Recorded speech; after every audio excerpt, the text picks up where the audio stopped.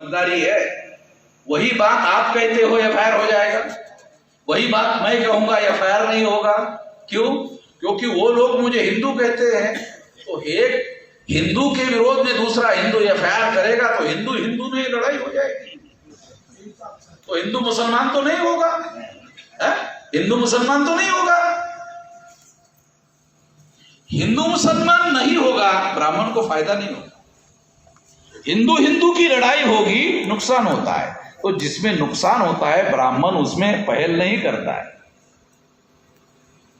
तो ये आप लोगों को कौन से शब्दों का प्रयोग करना चाहिए, कौन से शब्दों का प्रयोग नहीं करना चाहिए, ये तो बहुत ज्यादा समझदारी की बातें हैं। ये लोकतंत्र की भाषा है,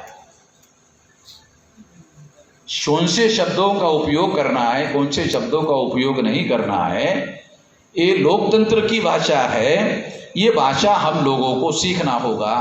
और इसमें सबसे ज्यादा ध्यान रखने वाली बात है कि जिन बोली से हम लोग ज्यादा लोगों को जगा सकते हैं और पोलराइज कर सकते हैं, वो बोली ज्यादा सफल मानी जा सकती है। जिन बातों से ज्यादा लोगों को इकट्ठा किया जा सकता है, वो भाषा, वो बोली ज्यादा सफल मानी जा सकती है।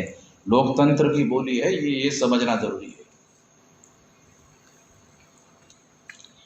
इस्लाम धर्म के अनुसार आप सवेरे से लेकर रात तक आचरण करते हो, ठीक है, उसी में सोते हो, ठीक है, मगर लोकतंत्र में जब आओगे तो लोकतंत्र की भाषा आपको उपयोग में लाना होगा।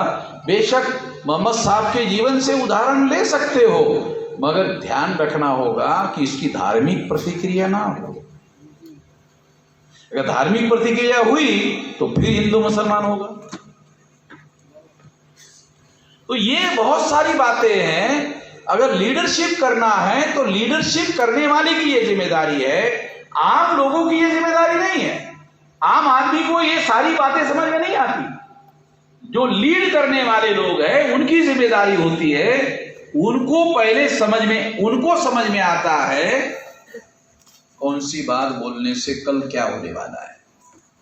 आम आदमी को समझ में नहीं आता कौन सी बात बोलने से कल क्या होने वाला है। वो लीड करने वाला जो आदमी होता है उसको समझ में आता है कि मैं आज ये बोलूंगा, उसका कल परिणाम क्या होगा। तो इतनी सारी बातें जानकर बूझकर विचार पूर्वक करना पड़ता है। ये किसी भी आंदोलन में जो सबसे अहम बात है ये बात है। इसलिए ये बात मैं आप लोगों को समझा रहा हूं। मुस्लिम लोगों का संगठन बना रहे हैं, राष्ट्रीय मुस्लिम मोर्चा बना रहे हैं, तो खबरदारी लो कि इसका SC ST OBC को हिंदू बनाने के लिए उपयोग ना हो। मुसलमानों का संगठन बना रहे हैं, मगर SC ST OBC को हिंदू बनाने का प्रतिक्रिया ना हो, इस तरीके से इस संगठन का उपयोग और प्रयोग करना होगा। जैसा RSS के लोग प्रयोग करते हैं, विश्व हिंदू परिषद के प्रयोग करते हैं, उसी तरह से करोगे तो फिर तो पोलराइजेशन होगा। फिर तो मुसलमानों के विरोध में प्रतिक्रिया में हिंदू बनाने का काम होगा। फिर तो SC ST OBC के लोग हिंदू बन जाएंगे। फिर ये नया संगठन बनाने से क्या फायदा। तो ये खबरदारी लेना होगा।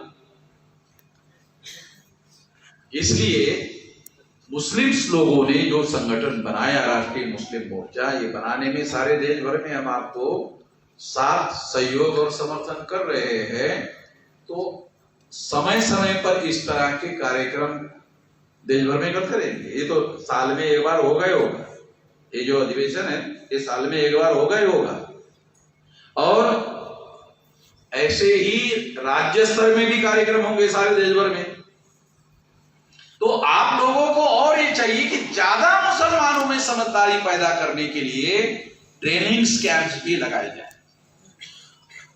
जो कम से कम एक दिन भर का हो, और आपको सारी बात विस्तार से समझाया जाए। अधिवेशनों में कहने के लिए बहुत कुछ होता है, इसके बावजूद भी उसकी मर्यादा होती है।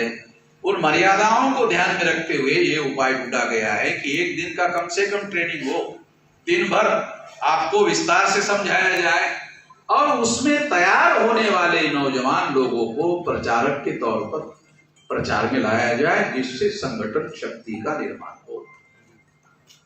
ऐसा करना होगा। ऐसा करने के लिए आपको जो मदद चाहिए वामसेप की तरफ से, वामसेप मदर ऑर्गेनाइजेशन जो चाहिए आपको, हर प्रकार की मदद जो है आपको। मुसलमानों को कोई मदद करने के लिए तैयार नहीं है। पता नहीं आप लोगों को पता है कि नहीं? पता है? ठीक है, तो पता है कि एक आध आदमी को होगा, ये बहुत पुराना आदमी है, इसके बाल भी झड़े हुए हैं, तो इसलिए 20 साल से कर रहा है, इसलिए इसको मालूम है। तो मैं ये इसलिए कह रहा हूं कि मुसलमानों को कोई मदद करना नहीं चाहता, बल्कि मुसलमानों का इस्तेमाल हर आदमी करना चाहता है। ये ज्यादातर देश में चल रहा है। मुसलमानों का इस्तेमाल हर आदमी करना चाहता है, हर पार्टी हर संगठन करना चाहता है, मगर मुसलमानों के लिए कोई कुछ करना नहीं चाहता, मुसलमानों को अवेयर करना नहीं चाहता। और जो अवेयर करते हैं वो इस्तेमाल नहीं कर सकते, जो इस्तेमाल करना चाहते हैं वो अवेयर नहीं कर सकते। क्या करते हैं? एक बार मान लो आपको अवेयर कर दिया, अवेयर करने के बाद कैसे इस्तेमाल करोगे? तो जागृत हो गया, जो जागृत हो गया वो तो अपना फैसला खुद करने लायक होगा, जानकार हो गया, तुलना करने लायक हो जाएगा, गलत सही का जजमेंट बनाने लायक हो जाएगा। तो हमने तो तरीका बनाया हुआ है, गलत सही का जजमेंट बनाने लायक लोगों को बनाओ, वो किसी से मुल्क नहीं बनेंगे। तो ये तरीका आपको ज्यादा से ज्यादा जगह लोगों को तैयार करने के लिए उपयोग में लाना होगा। इसके आधार पर संगठन शक्ति का निर्माण करो, कैडर बेस ऑर्गेनाइजेशन निर्माण करने का काम करो, तो वास्तव में हम लोगों को संगठन शक्ति निर्माण, मुसलमान लोगों का इमीडिएट रिएक्शन करने के लिए आरएसएस और भाजपा के लोग, मुसलमानों का इमोशनल जो तरीका है, इमोशनल रवैया है, उनको मालूम हो गया आपकी कमजोरी। और एक बात बता रहा हूं, सब लोगों को जानना चाहिए, मुसलमानों की एक कमजोरी आरएसएस को मालूम हो गई कि मुसलमान इमोशनल बहुत ज्यादा है। वो क्या करते हैं, वो कुछ ऐसी बात कर लेते हैं जो इमीडिएट मुसलमान रिएक्ट करता है। ये रिएक्ट नहीं करना चाहिए, फिर आपने क्या करना चाहिए? एक्ट करना चाहिए, रिएक्ट नहीं करना चाहिए। तो रिएक्शन इमीडिएट होता है बगैर सोचे समझे, एक्ट सोच समझकर प्लान बनाकर होता है। तो अगर, क्योंकि इन लोगों को निपटने के तरीके हमको मालूम है, हमसे सलाह करोगे तो बगैर पैसे के सलाह दूंगा। इन लोगों के निपटने के तरीके हमको मालूम है ना, आप लोगों को मालूम नहीं है। तो इसलिए इन लोगों को निपटने के तरीके हमको मालूम होने की वजह से हम लोग आपको निश्चित रूप से जानकारी देते रहेंगे, और इसके आधार पर हम लोग संगठन शक्ति का निर्माण करने में कामयाब हो सकते हैं। इस मौके पर मैं इतना ही कहना चाहता हूं। धन्यवाद।